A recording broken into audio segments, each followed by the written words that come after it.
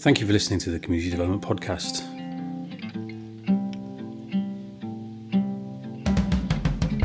You can follow the podcast on Twitter at comdevtpodcast, COMMDEVT podcast.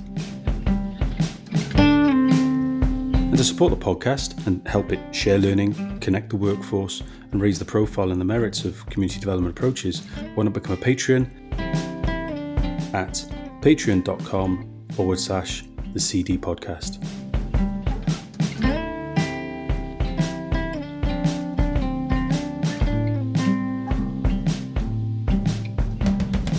Welcome, episode 46 of the Community Development Podcast. My name is Russell, and I'm back in Wales. I'm always in Wales with these. We record them over the internet. But in terms of topics, we spent the last couple of episodes in Scotland with a couple of communities up there. I'm back in Cardiff, my home city. I'm in Cardiff University, and I'm in the offices, the working offices, very working, based on the wheelbarrow and hose and things that are behind me. I don't think I've ever seen a wheelbarrow in a university office, Dave. I'm with Dave Wyatt, reader in Civic Mission, Community Action in the School of History, Archaeology and Religion at Cardiff University, award-winning as well, which I'm sure we'll come on to at some point. Dave, welcome to the podcast. Nice to see you, Russell, and thanks for coming in. And sorry about the mess, because there is still mud and dust here from last year's community dig. But we were talking quite a lot about the community dig and bringing people together. So in a way, it's appropriate that mess is here in the room with us. And there's something ironic I've used the term archaeology in your title, yet we're on the fifth floor. Yeah, we're up in the gods, as it were, with a view out across the city. Actually, talking about mud. Mud was very much a theme of the last episode, where we visited the Felin community up near Stirling in Scotland, where they were talking about how they engage people in issues related to the climate action, climate justice, the environment more broadly, both at that global scale, a bit more closer to home, through a range of community initiatives. And I think there'll be some resonance with what you're likely to be talking about as well. Like I said, we'd spent a couple of episodes up in Scotland. We were with the Stove Network for the previous episode to that, which is more sort of Dumfries and Galloway, and talking about how they use arts in the community. And I know I was in the CAER Heritage Centre, which again we'll refer to. I was there for some training a couple of weeks ago, and there's a creativity, let's say, around how that building has come about and what it's encouraging and people to take an interest in and exposing them to. So I like to think there's a little bit of a thread running through some of these things. But tell us a little bit more about yourself, Dave. And I wouldn't mind unpacking this phrase civic mission, because community action, I think I'm okay with that one. If I'm not okay with it by now, then there's something wrong. We talk a lot about it on this podcast. Civic mission, I think, is probably the first time we've referred to that. But yeah, tell us a little bit more about yourself. Yeah, well, that's my job title. Civic mission, I guess, is really... Well, universities have always had three missions, or the Western universities always seem to have three missions, which are research, finding out new stuff, creating new knowledge. Obviously, education, which is actually teaching other people and training other people to create their knowledge, rather than kind of just receiving, passively learning. But then there's always been the social mission, which is to make the world a better place through that knowledge and through that process of training people to find out their own new knowledge as well. And in a way, when it's done really, really well, those three missions all link together and overlap, so that students are involved in creating knowledge as they learn. It's helping communities as they do so, and we're creating new knowledge through the process. So that really, in essence, although civic mission sounds a bit weird, it's university jargon. It basically just means the social mission of the university outside of academia, outside of the normal, what people might think of the normal kind of research and teaching culture, which some people refer to as the ivory tower. So yeah, that's essentially what civic mission is. How did I come to be in this role? I've only been in that job actually for 3 years now, but I've actually worked at Cardiff University for almost 20 years. And then before that, I studied here as an undergraduate and as a postgraduate as a mature student. So I came back into higher education in my late 20s. At the time, I felt like I was an old duffer. So it was a coming back to higher education at a much later stage in my life from other people around me. And higher education really changed my life. That really instilled me with a sense of the importance of how, widening participation and getting more people into higher education and creating a positive cycle where other people kind of, find out new pathways for themselves and new knowledge, but then also share that with others and help others to have a positive experience and more positive opportunities. that's sort of really, really central to me. So my first job after I'd finished my postgrad was in adult education. So I worked in the Centre for Lifelong Learning, which really came full circle for me at the time, being an adult learner. And I put a lot of the experiences I'd had and perhaps some of the challenges I'd faced into that. And then I worked in the Centre for Lifelong Learning for about 6 years, which is part of Cardiff University on adult education. And then there was a big problem because there was threat of cuts to our humanities provision. And we fought a campaign with students to save the humanities in lifelong learning, which I'm very pleased to say we were successful in, and is now, I think the university views that as really important as well. But at the time, it was a difficult time, and I had a young family at the time, which is quite resonant to a lot of stuff that's going on in higher education at the moment as well. And then at that point, I was moved into this school, which I'd always taught in actually, which is the School of History, Archaeology and Religion, and obviously I was a medieval historian. That was my subject. So half of my job was to do what we called community engagement at the time. In a way, we do something beyond that now, I think. And I then set up a pathway into higher education for adult learners called Exploring the Past, which dovetails with a lot of the work that we do, for a couple of years. Got that up and running. And then I had a kind of a bit of time to develop this community engagement role, as was seen. And at that point, I bumped into someone who I'd seen down the pub a few times, my colleague Olly Davis, who was telling me all about this amazing archaeological site in the west of Cardiff, Caerau Hill Fort. I didn't know much about Caerau and Ely at that stage. I didn't really have any preconceptions about the communities. I was told that, there were a lot of social and economic challenges there. And that then really interested me because with the widening participation stuff I'd done and the adult ed stuff I'd done, I wanted to find out more about those communities. So we ended up having a chat and a meeting with someone I think you know, Russell, called Dave Horton, who's just an awesome community development worker, innovative, works for, was part of setting up Action in Caerau and Ely, which came out of the Community's First programme but transcended it in many ways and is still going, and I've been a trustee for them too since. But so Dave was able to sort of tell us more about the communities, and what we felt was, we knew there was this amazing heritage site there. Olly knew quite a bit about it because his background is in the Iron Age and prehistory. He knew a little bit about the site, although nothing had ever happened there.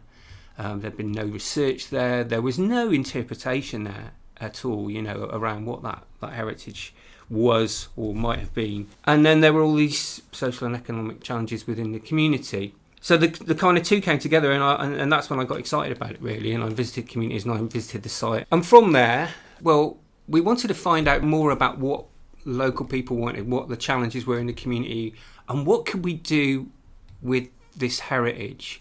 Because, as you're probably aware, Action Caerau and Ely use a community development asset-based approach to their community development work, and are very much about, how can community come together rather than sort of people being parachuted in and saying, oh, there's negative things here, we need to fix this. How can community come together to address the challenges within community with the amazing, solidarity and talent that there is already in those communities. That approach seemed quite interesting in relation to heritage because we knew there was this incredible, what you might term a community asset, a huge Iron Age hill fort. For those folks who maybe don't know Ely and Caerau that well, if you've travelled down the link road, the A4232 from the M4 down to the bay, you go around a great big cutting and it snakes around. Well, there's a reason that cutting is there, is because it goes around this huge prehistoric monument because it's protected. It's a scheduled monument by CAER.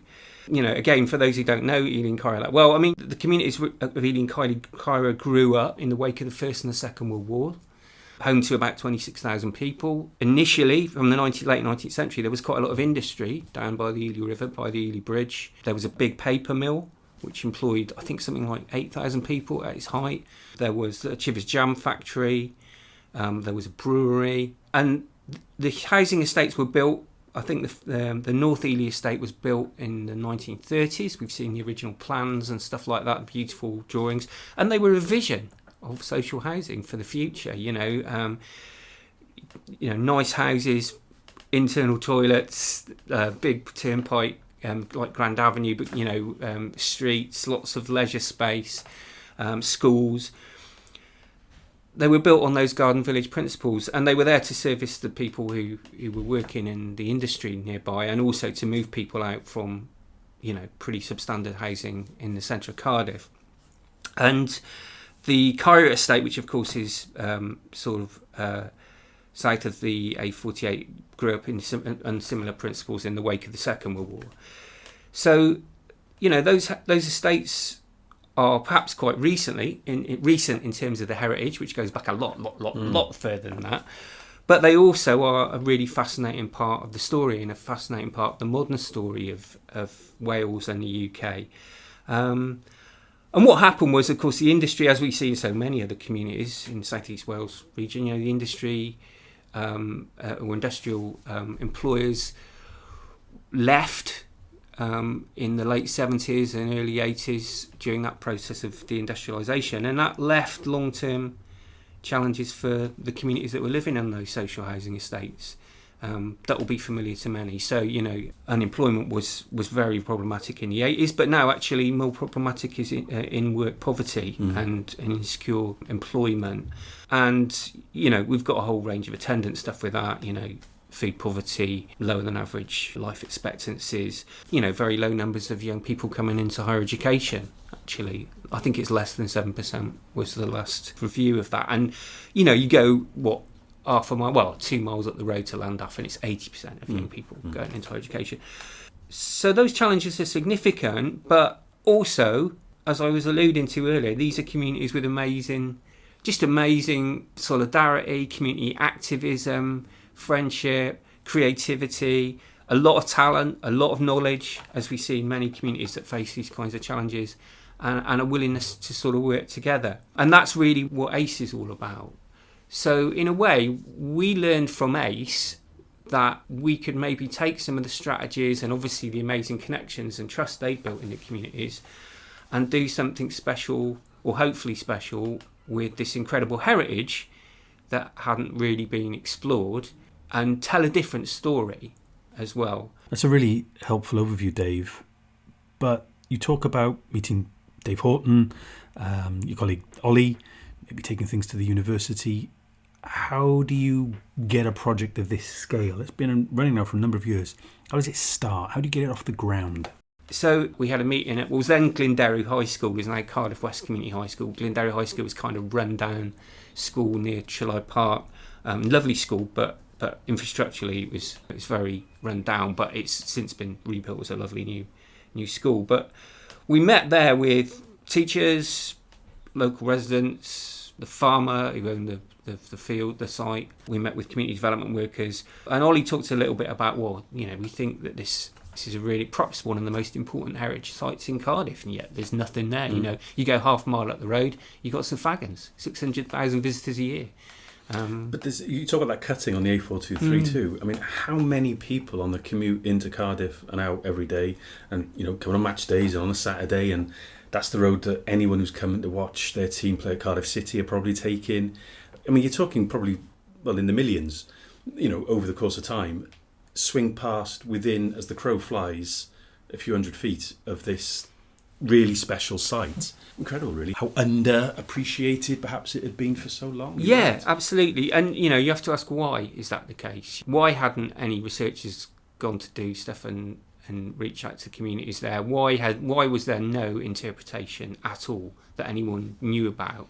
I mean, we've since discovered with community, and I could talk a bit more about, how we've done that this is the oldest and one of the most significant monuments in Cardiff, and largest monument in Cardiff actually as well. And the whole landscape we've looked at beyond the hill fort as well is internationally significantly rich.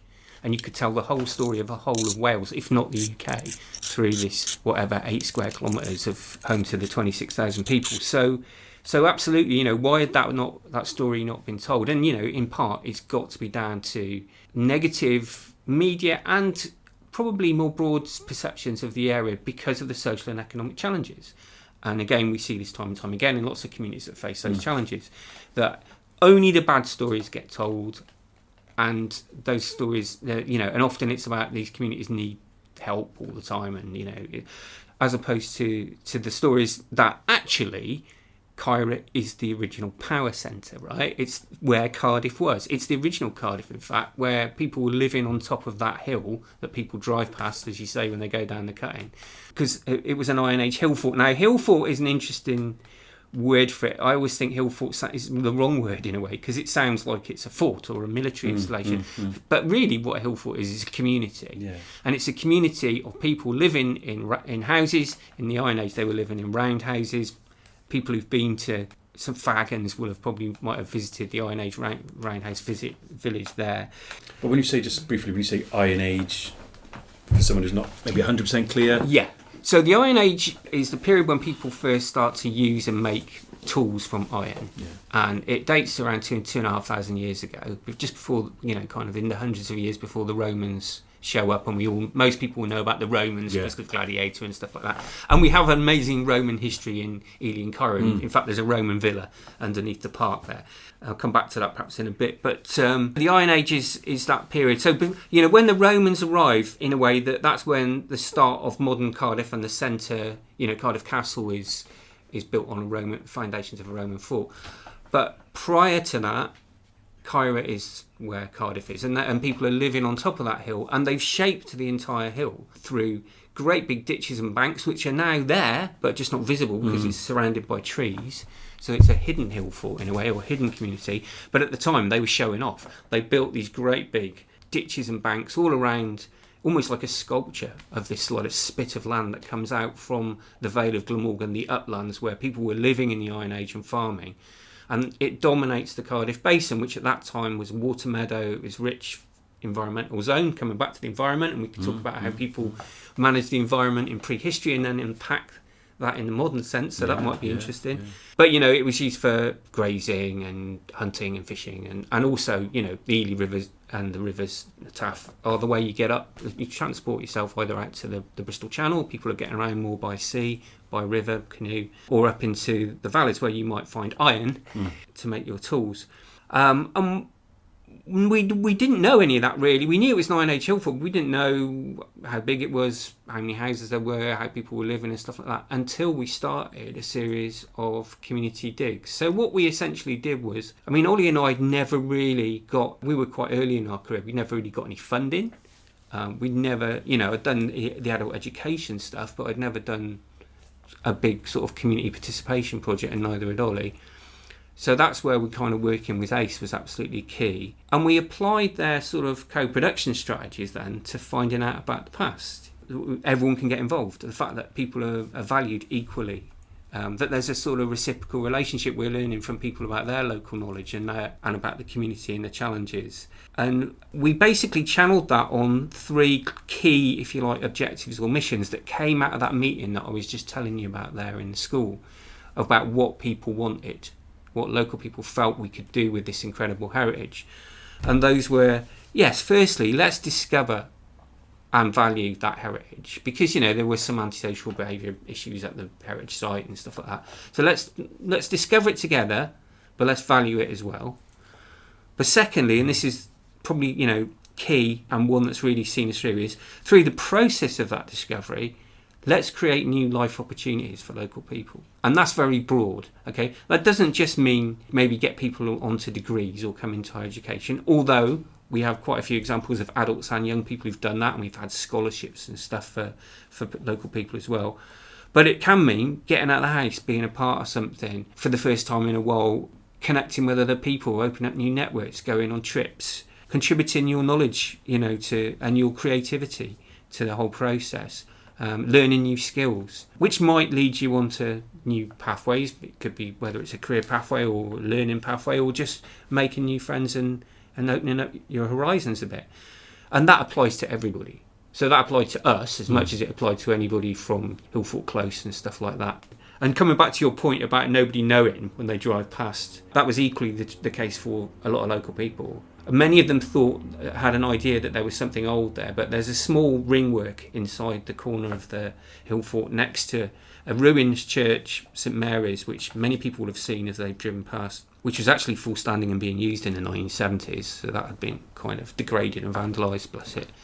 But that people thought this little ringwork inside the hill fort, which is, the size of a quarter of a football pitch, was the hill fort, when in fact that is a little bailey of a Norman castle. So the Normans come along, 1,000 years ago, after 1066, and they build a little castle and a church inside where the hill fort had been, because probably it was a good defended place, but also a place where they were associated with power. So local people only thought that. So actually it's the entire hill, and the entire hill was massive. It's a huge piece of infrastructure made in the Iron Age. We've had young lads going, is that why I live in Hillfort Close then? It's kind of there. It's there in plain sight, hiding in plain sight, isn't it? Almost. Why is that Heritage Drive? Why is it called that? Yeah. And sorry, well, again, here's a question on my part. So Caer is the Welsh word for fort, Caer, but Caerau, as we sort of flatten those vowels in Cardiff, would be the plural of that. So it's forts, and is that reference to the Norman one then? Quite possibly. Right. We actually had one of our postgrads, Mel Gillian Jones, did a bit of research on the origins of the name Caerau. It probably does go back into the late Middle Ages, and it was called Caerau, I think. Right. In a medieval spelling, but it doesn't go that far back. Okay. She found. But yeah, it may well reflect the fact that you've got forts there. You've got two, more than one. I mean, that makes a lot of sense. I'm glad you brought that up, because Caer is such an important word.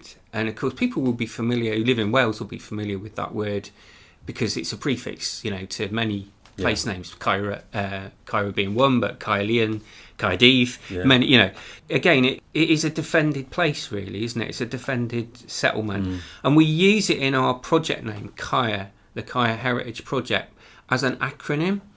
So while the word's quite a powerful one and a useful one for kind of talking about and unpacking what that means and what that is, it actually stands for Caerau and Ely, rediscovering heritage, which is kind of nice.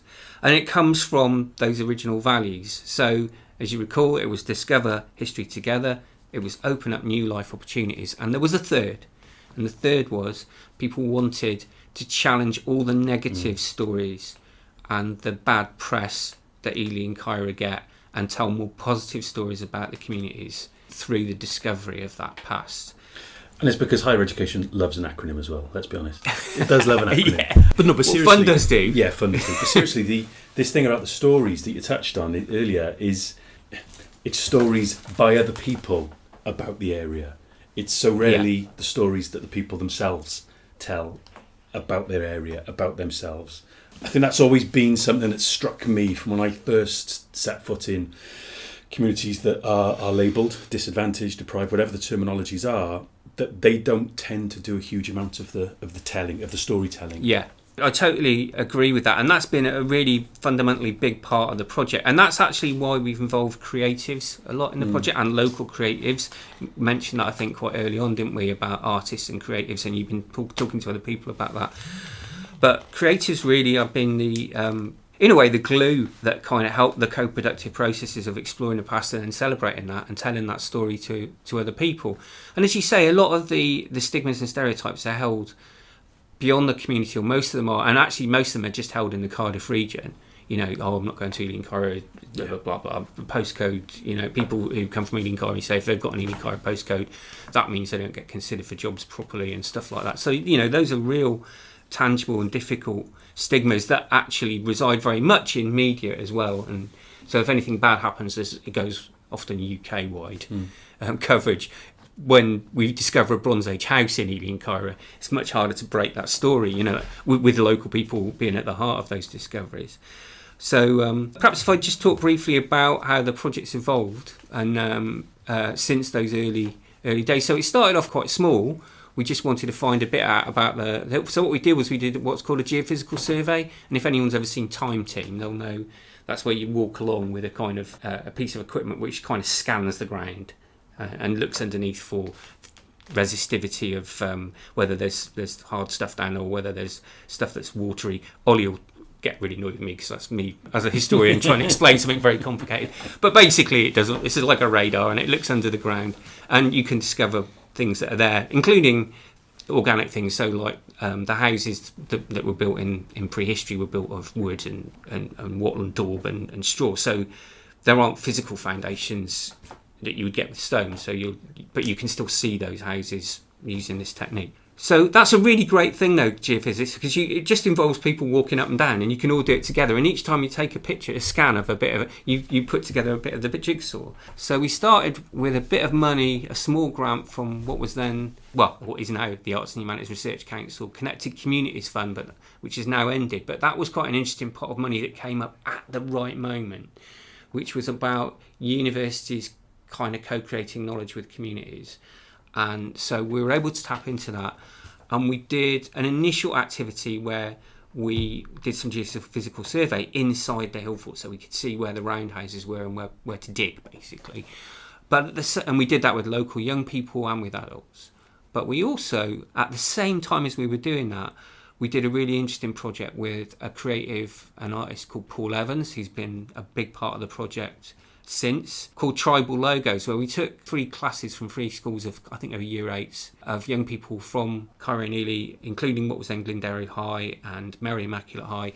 We took them to St Fagans, to what was then the Celtic village, the Iron Age village, and we got them to experience the Iron Age for real, sit around the fire, hold replicas and stuff like that. And then they had to design and think about what their tribal logo would be, taking that modern idea of logo, and then but they had to come up with something, a nice simple design that would reflect their Iron Age tribal identity. And they came up with some amazing ideas, and what we then did was they chose the ones that they liked the best out of the ones that the whole class had done. So there were like 2, they had to choose 2. And then we took them up the hill and we laid out those logos huge in graffiti eco in bark, biodegradable bark, underneath the rampart of the hill fort inside the field. And there was like a horse's head kind of Iron Age shield. There was, like a Celtic talk. There was a skull, because Iron Age people are supposed to put their enemies' heads on sticks and these kinds of things. But they were massive. And what was interesting was those kind of just biodegraded back into the hill. They weren't kicked in. They weren't, because it would have been easy to just mess them up. But because they were made by local young people, they just stayed, and we watched them sort of biodegrade back in, and they were on a big scale. And before they did, we asked the farmer, which one did he think should be our logo? And he said, I like the one with the horse's head shield because it keeps his horses in the field, you see. So that's how we came to get our logo. If anyone wants to check it out, It's a nice design. That co-creative mix of everybody having a voice, everyone having a say, everyone being involved, everyone kind of being a part of the discovery through the archaeology, through the geophysics, but also then expressing that discovery through the creativity and showing it off to everyone else. That model we've worked with a lot of times since then. And we had a series of Arts and Humanities Research Council grants where we were able to do a series of community digs. So we've now had, I think we're coming up to our 10th community dig. We even had a community dig during lockdown where we were going to have one where people came together, but we couldn't do that. So we got people to dig their back gardens, and we did training videos on how to dig a proper metre by metre trial trench in your back garden and record all the finds. And then we picked the finds up and we had all the tools sterilised and stuff like that, and people were able to talk safely to their neighbours while they were doing it. It was 36 households who took part in that, and we found some amazing stuff from across Ely and Caerau. But most of our digs have been in person, and what I love about digs, and what I learned actually, because I did do half archaeology when I was an undergrad student, so I'd been on digs, is that digs create a community. They create a community out of quite disparate people, really, and people come together and they create networks and they create friendships, and they're quite special, and everybody feels a part of it, and through that discovery. Archaeology is really good for that. It's also really good because it's visceral, so you're digging down, it's physical and visceral, you're discovering stuff, and in a way you're digging down to discover and uncover very valuable knowledge to the community, and that should be told to other people outside the community as well. And it works therefore for maybe sometimes for adults and young people who maybe aren't connecting with other sort of forms of education or are struggling in other ways. So ACE, I know particularly, were interested in the fact that we got quite a lot of or a number of sort of long-term unemployed guys who got involved and got really, really knowledgeable about the archaeology and being involved. And we've had over those 10, or there will be 10 digs, it's not quite yet, there'll be another one this year. We've had people coming back year on year on year. We've embedded free adult learning courses within that as well. And then we have lots of school visits where the kids don't just kind of come and stand on the side and look. They get involved, they get their hands dirty, they get sieving, they get digging. They then have to kind of do designs or create things like we did with the Trigore logos that then go into exhibitions. And we've had a series of exhibitions, and we've tried to show them off at places, heritage institutions that are really important. Like, so when people get involved, the exhibitions of the finds, their artwork and stuff like that goes to Amgueddfa Cymru, to St Fagans. We've had an exhibition there. We've had a number of exhibitions in the Museum of Cardiff in the centre of town, which I think is really important because that's where all the stigmas are held, really, aren't they, in the Cardiff region? So bringing Caerau and Ely, the original Cardiff, into the heart of what is Cardiff now, in the old library there, the building, the brilliant museum. It's where they get traded, isn't it? Yeah. Yeah. Oh, tell you about this. Oh, when that happened, and this. When people come together, and that's how these things.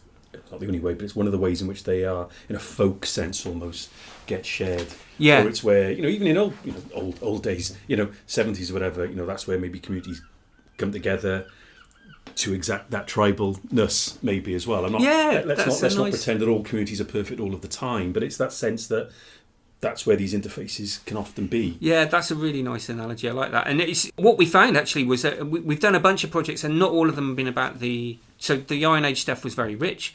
We did a dig in 2012 with Time Team. That was the other thing. We brokered for Time Team to come and do a dig. That was the first dig that happened, and that raised the profile. Yeah. And they only came because we were a university and they were asking us where to go, and But they actually did involve local young people in that dig, and they were part of that programme. I remember that.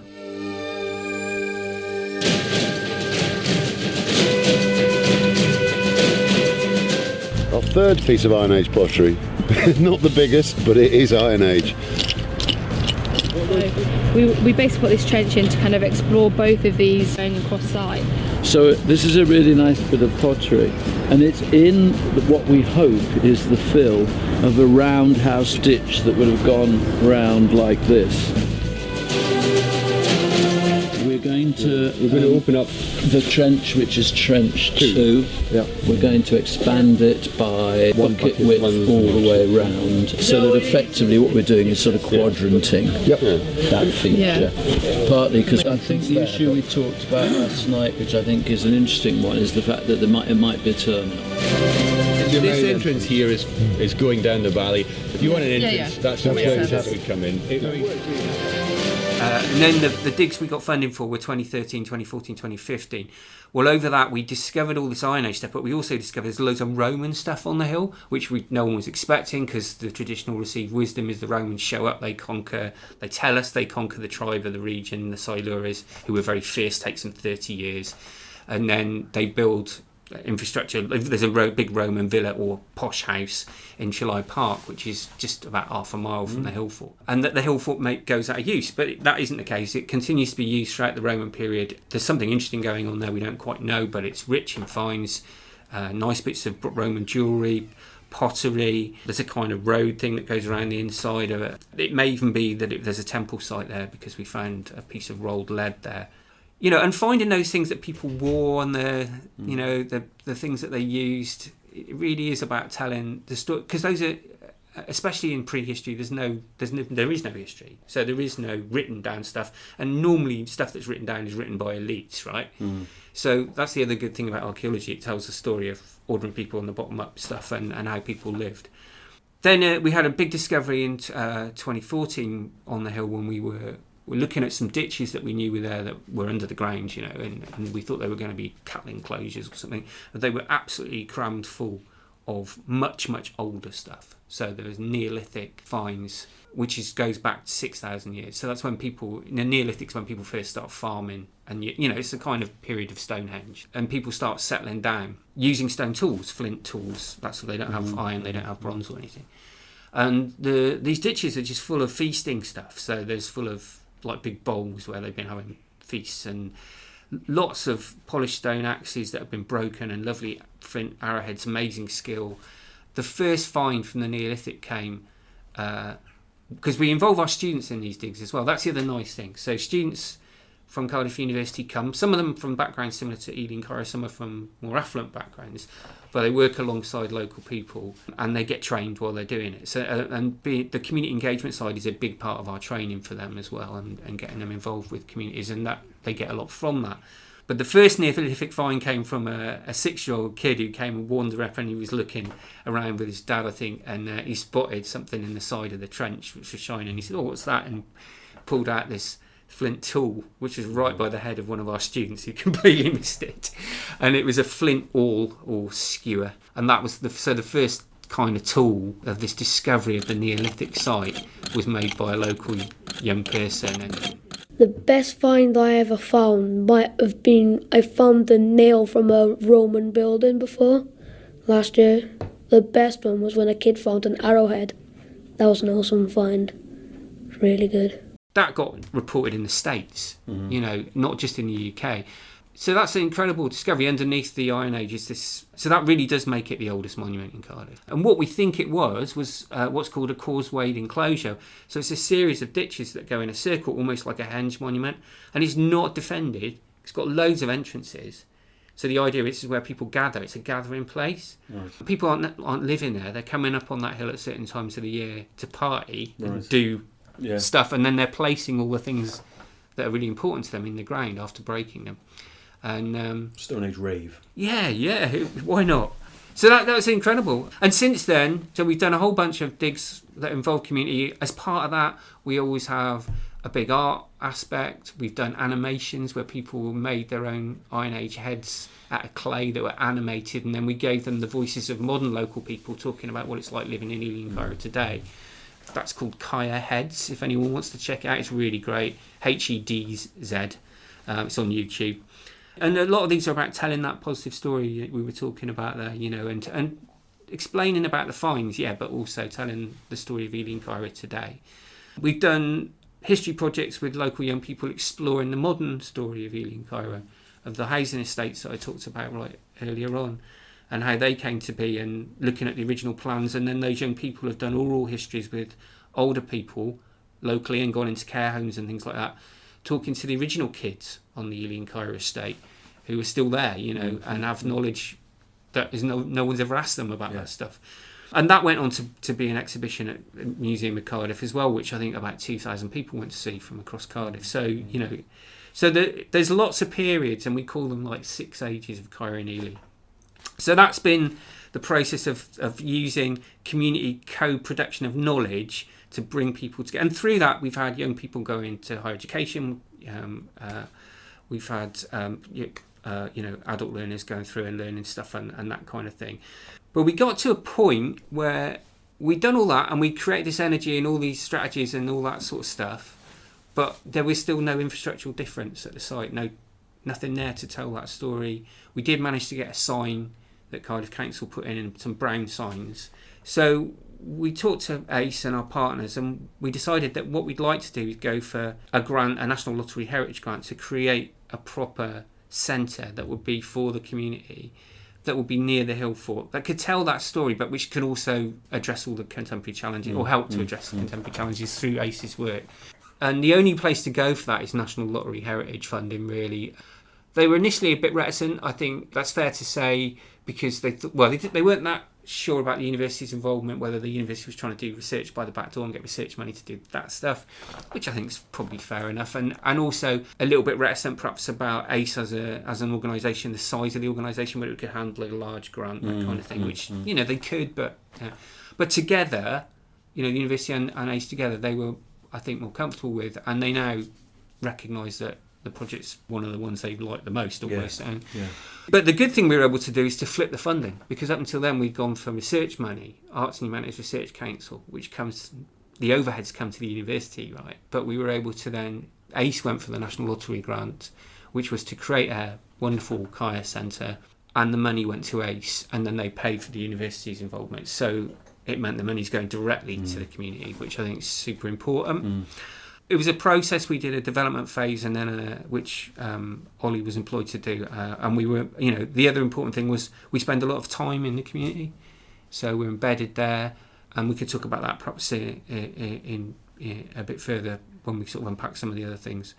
But what it meant was that local people were involved then, many of whom had been involved in the digs and the art and the creativity and stuff like that, also got involved in the design of what the building might look like. And up to the point of, what colour schemes will we have there that will reflect the heritage and stuff like that.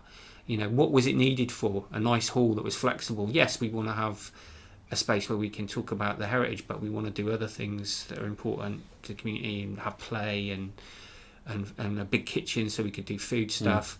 We could do learning and we have a garden so that we can do heritage gardening and all of those things have happened because of that kind of co-creative process that we learned from ACE through the digs. We then applied to creating the CAER Centre, which opened its doors in 2021. September 2021 it was built. ACE took on an asset transfer of a disused building and a gospel hall, which was by a park right at the base of the hill fort. I think you've been there. Yeah. And we created trails that go around the hill fort with QR codes. People must go and visit. It's the best view in Cardiff if you go to the top of the hill and you look down from St Mary's Church, which some people would have seen from the road. So there's lots there now, and we've created a playground. We've had some issues with that, but we've created nice space there and a garden.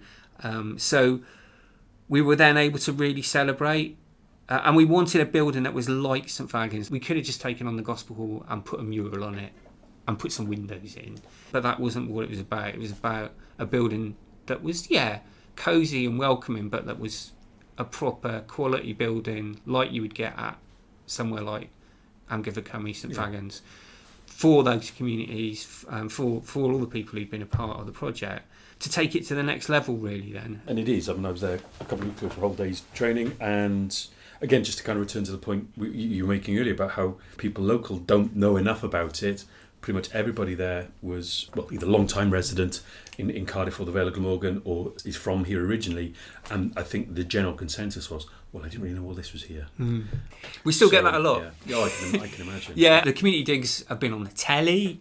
We've been on Digging for Britain, like national telly, UK telly. We've been on all the local news. We've had loads and loads of, South Wales Echo, Western Mail, all the positive stories, Well, I can see the cuttings on the office wall. And those are ages old. The ones from the last few years have been particularly important. And last year, there were some significant issues in Caerau and Ely that many people be aware of because, as usual, the media did its thing and told all the negative stories.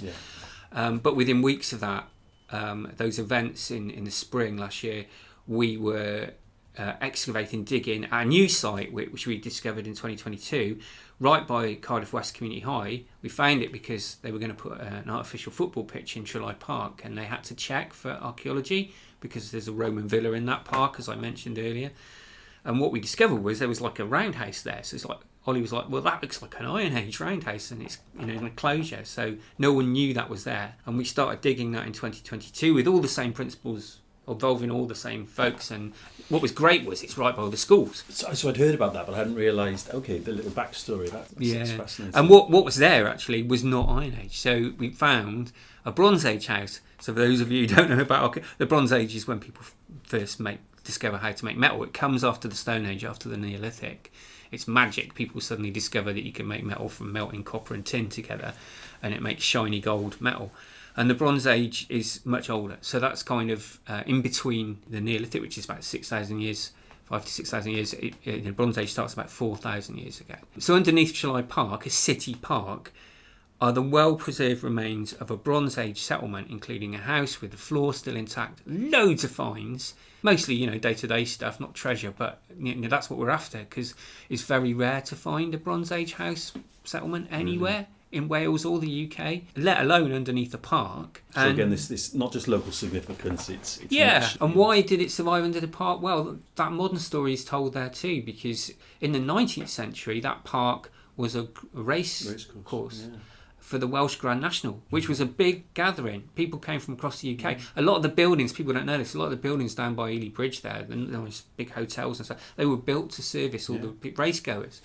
And there used to be a train station there. And of course, because that road, that A48, Cowbridge Road, in the local vernacular as it were, takes you up to the Vale where there is farming. Yeah. And, equine and horsing would have been... And that's a Roman road. Originally, that was the Roman road. Yeah. So that, all that connection is there. And see, that farming bit in the Vale, that's my side of the... That's my bit of the story then, I guess. Yeah. In my heritage. So, it's fascinating. So, I can see as well as the cuttings, There's some certificates here. I alluded to, award-winning. That was the Times Higher Education kind of publication.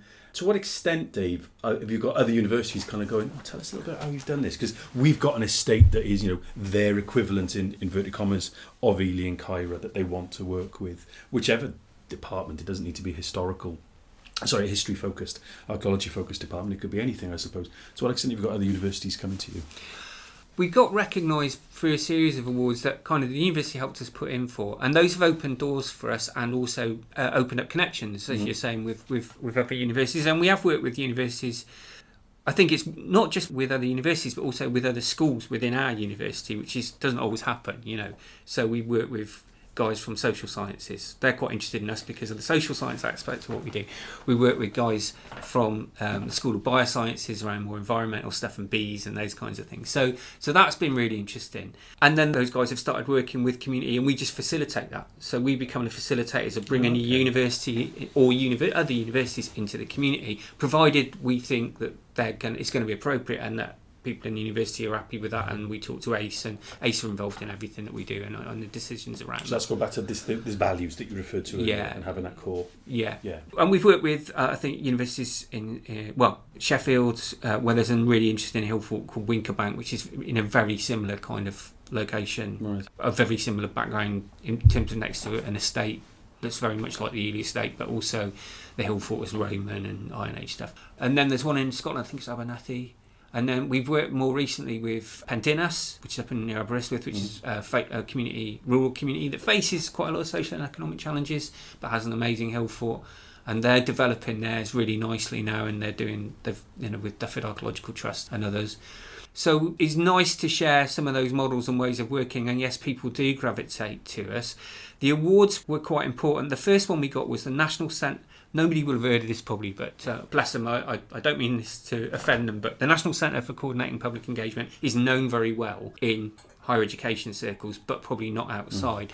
But basically they are a very good UK-wide and based in Bristol institution that is about trying to encourage universities to be more civic mission, social mission focused, and to help them and support them to do that. And they had an award called Engage, which we were the first winners of that in 2014. Okay.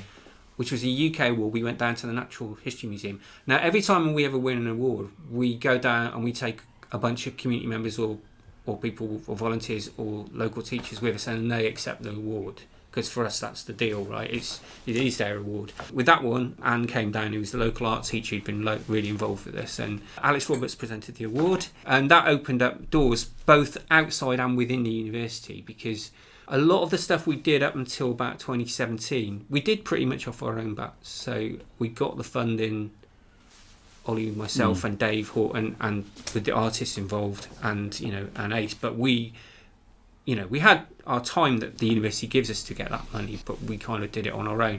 In 2017, we did win the Times Higher, and that was a real game changer, because that's like one of the real biggies. We were shocked in a way. We were glad to win it, but they really got us. They understood what we'd been doing.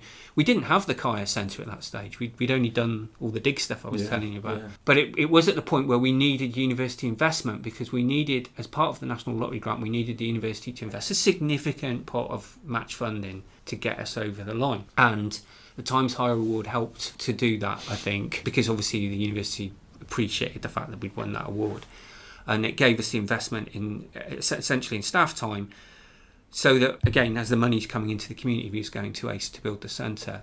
And then since then we won the Council for British Archaeology Award as well. So each time, what's nice about those is it's about telling that positive story. Yeah. So you get a bite of the media cherry with that, but like I said, local people going along, or creatives that have been involved going along, accepting the awards, being a part of that.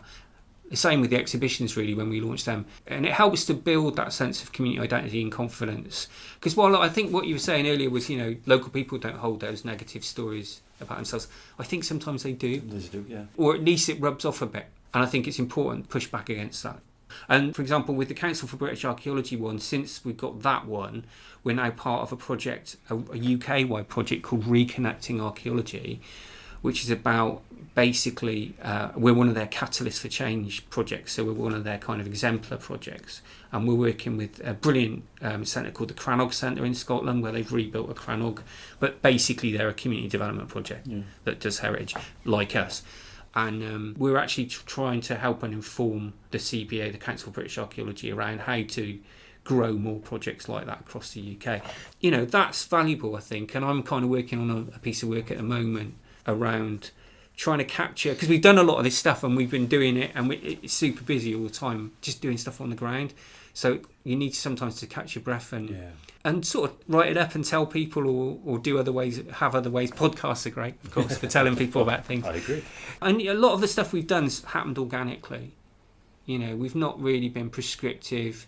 We've kind of gone with our gut. We've kind of gone with what ACE think, or nearly always what ACE think. Very rarely what we think. Playing devil's advocate a little bit there, here, Dave. That's not always easy to do, is it? Because funders, the hierarchies and the institutions in which we work and find ourselves working can sometimes impose, no, this is how it's done. No, I need targets, I need outcomes. Well, we're going to freewheel a little bit because, well, actually, we don't know what the community wants to get out of it. I mean, quite literally, you don't know what you're going to dig up, but at the same time, you don't know what you're going to dig up in a less literal sense, as it were, when you work in communities.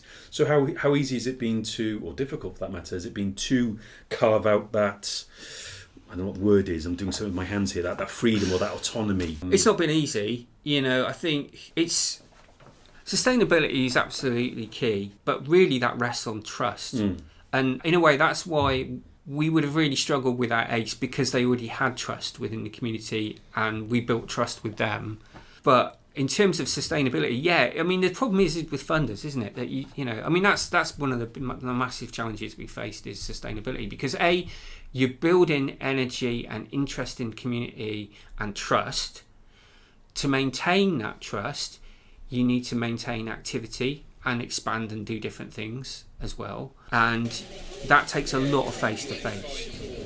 My first memory of Caerau was as a little girl, probably 7 or 8 or 9, something like that.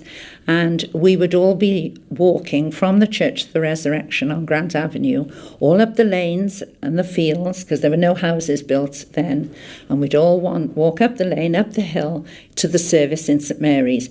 And we couldn't believe it. It was such a tiny little church after the big church of the Church of the Resurrection. And we thought it was fascinating as little children to see this tiny place.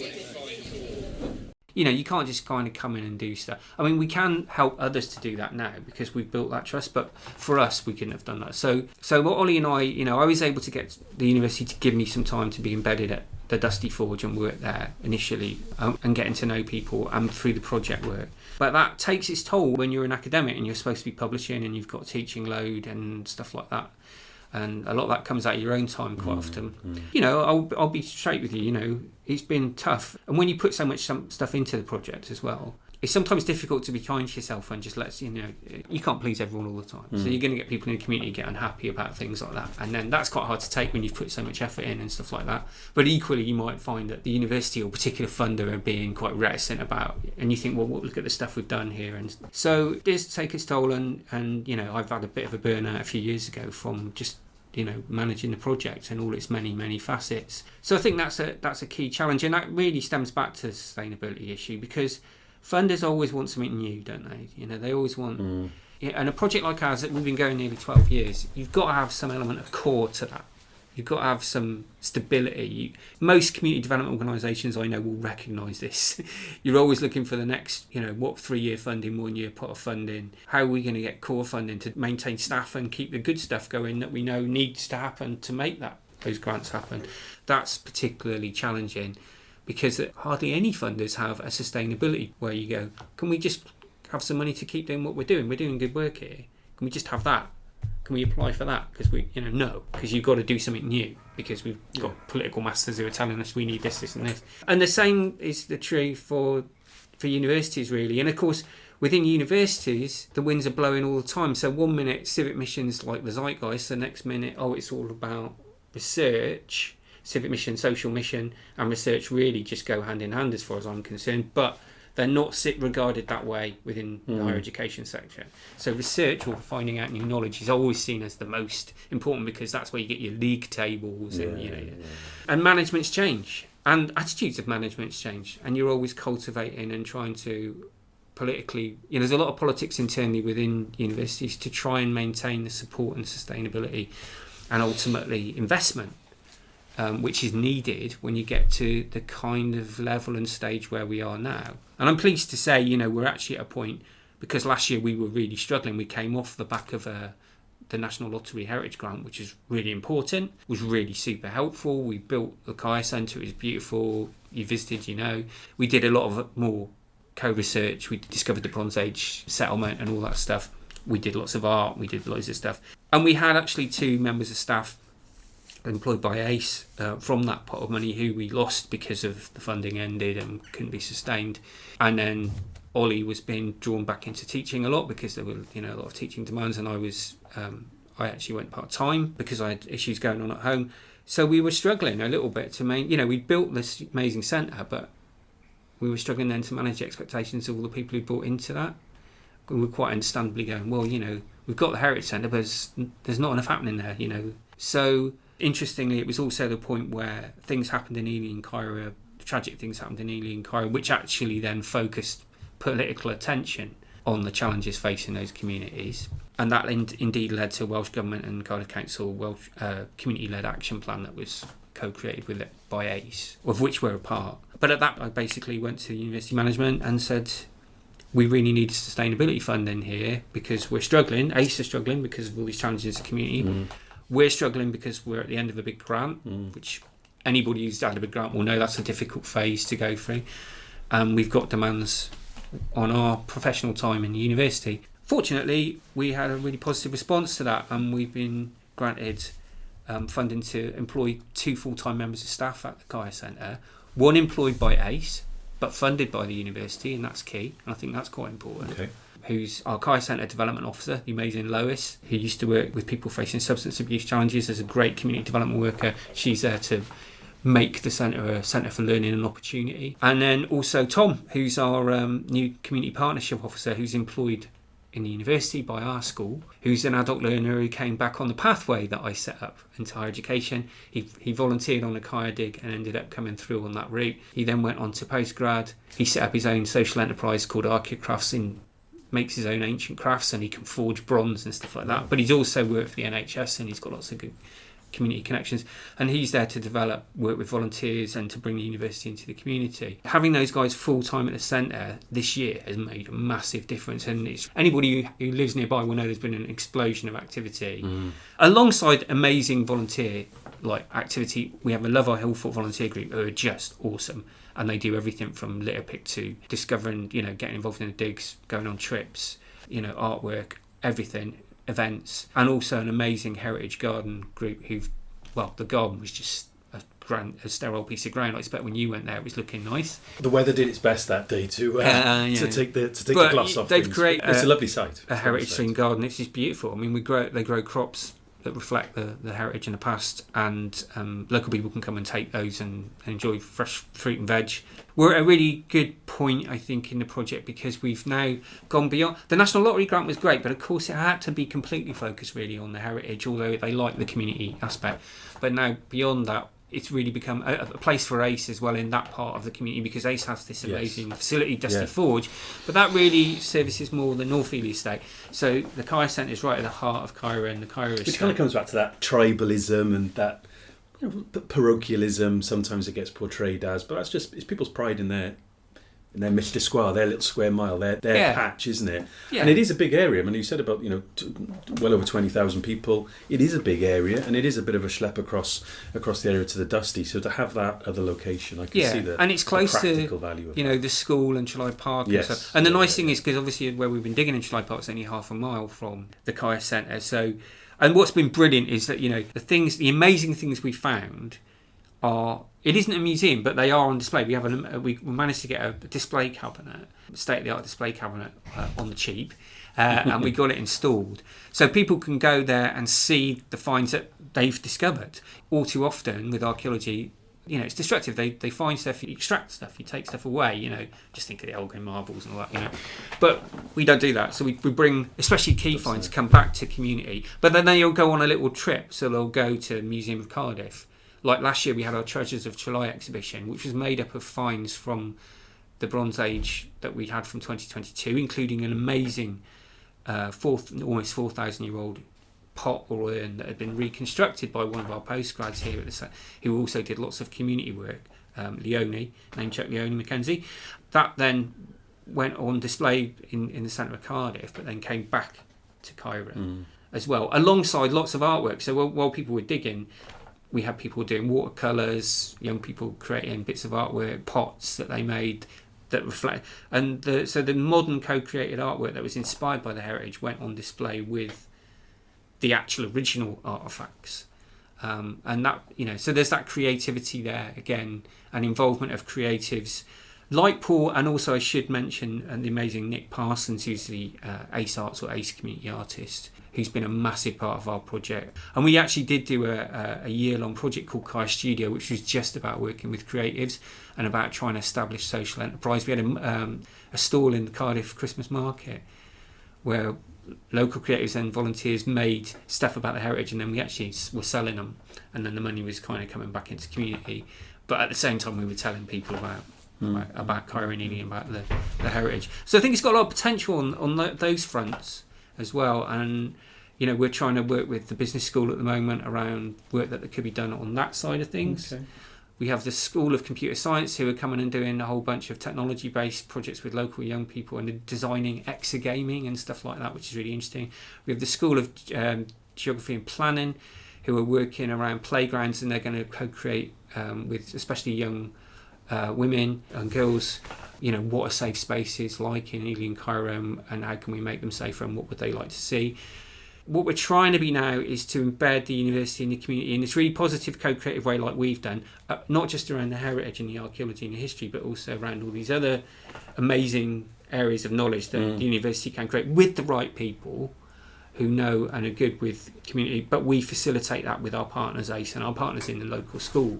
And I should mention Cardiff West Community High. We've worked with them since, Glendarrow was where we started, and we've worked with them ever since. They face a lot of challenges, but they're an amazing school and do great work, and they have a lovely facility now. We recently had a festival, Being Human Festival event, just a few weeks back, called Making History in Cardiff, where we had people come from Gloucestershire and all over Cardiff to experience history and archaeology interactive festival hosted in that school. 130 people came to that. So Caerau getting to hold big cultural events in Cardiff and Caerau and Ely, which is another part of it, isn't it? People coming to the digs from across Cardiff, getting involved, volunteering alongside local people from Caerau and Ely, finding out that these are great communities, these are lovely people, super friendly people you would want to hang out with and do stuff with. Those little things actually add up to quite a lot. They break down a lot of the stigmas and barriers. Your passion for this is coming through loud and clear. I'm conscious of time, yours, mine, listeners as well. I think it would be lovely maybe to reconvene. I know we've had a couple of other very preliminary discussions about some other things as well.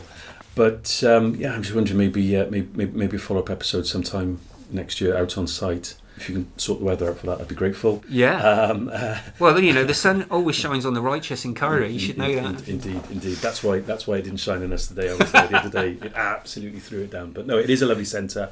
If people know of Cardiff but don't know it, then they might know obviously the city centre, the Millennium Stadium, Cardiff Bay, St Fagans, obviously the museums.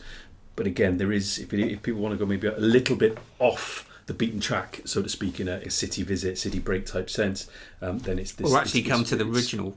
Come to the original Cardiff. Indeed. And you can find out more. We have a website, caerheritage.org.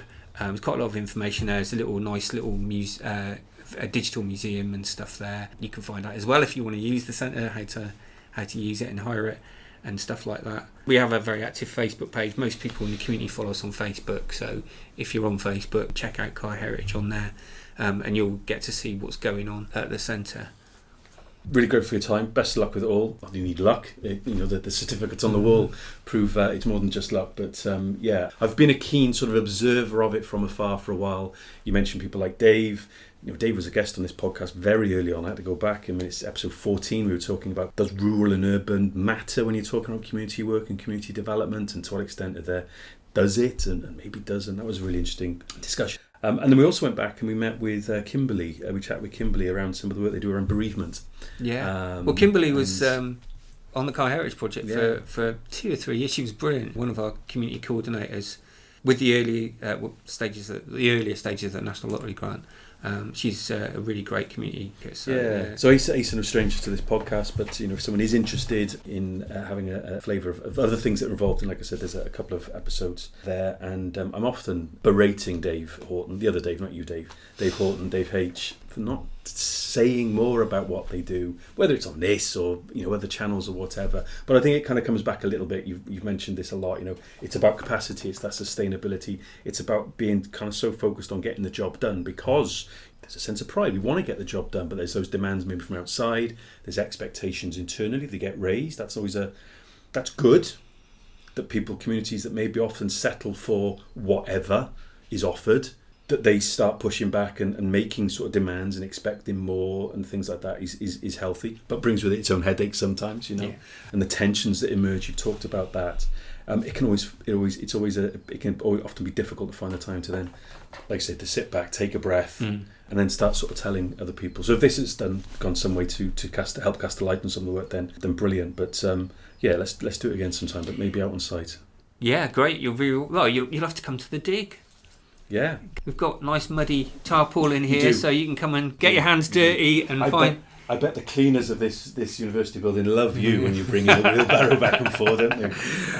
So we'll be back at the Bronze Age site this summer in July Park from about mid-June. We always have a whole month of digging. We welcome people to come along. People can get involved. They can volunteer. They can come and visit, and they can come and get their hands dirty, including you, Russell. So that'll be great. But thanks for having me on and letting me ramble on about CAER Heritage, and happy, if anyone wants to contact me to get hold of me, I'm easy to find. Just Google Dave Wyatt, Cardiff University. You'll find a contact for me there. And like I say, check out the CAER Heritage webpage. Thank you for listening to the Community Development Podcast.